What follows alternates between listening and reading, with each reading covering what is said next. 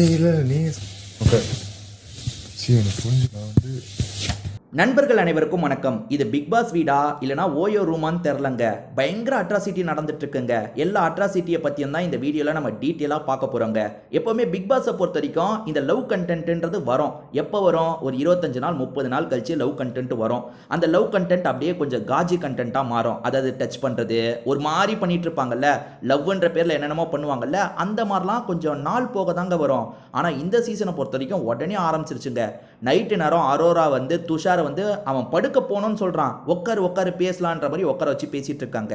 சரி, அவன் ஒரு ஸ்டேஜில் வந்து எதனால காலையில் பேசிக்கலான்ற மாதிரி போய் படுத்துட்டான். இவங்க இருக்காங்கல்ல 6 மணி இருக்கவங்க 6 மணிக்கே அவனை எழுப்புறாங்க. வெளியே வா தலை, உன்கிட்ட பேசணும் அப்படின்னு. இவன் தானே வீட்டோட தலை, அதனால தலைன்னு சொல்கிறாங்க. வெளியே வா துஷார், உன்கிட்ட பேசணும், வெளியே வா உன்கிட்ட பேசணுன்ற மாதிரி அவனை கூப்பிட்டுக்கிட்டே இருக்காங்கங்க. இது மட்டுமா? அதாவது நேற்று இது எக்ஸ்ட்ரீமுக்கு போயிடுச்சு. ஆனால் இதுக்கு முன்னாடியிலேருந்தே இவங்க 2 பேருமே நாளுக்கு நாள் ரொம்ப க்ளோஸ் ஆகிக்கிட்டே இருந்தாங்க. அதாவது 2 பேரும் சேர்ந்து உட்காந்துட்டு இருக்காங்க.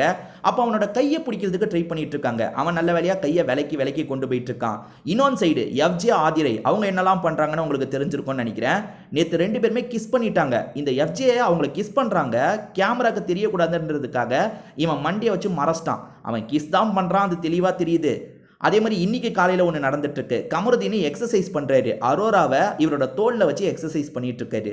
வீட்டில் என்ன பண்ணணும் என்ன பண்ணக்கூடாது எதுவுமே தெரியாமல் இஷ்டத்துக்கு பண்ணிட்டு இருக்காங்கங்க. இதை தாண்டி அரோராவும் ஆதிரையும் பெட்ஷீட்டை போட்டு அப்படி உக்காந்துருக்காங்க. அங்கே துஷார் உட்காரான். அந்த பாருங்க பெட்ஷீட்டை எப்படி போட்டு உட்காந்துருக்காங்கன்ட்டு.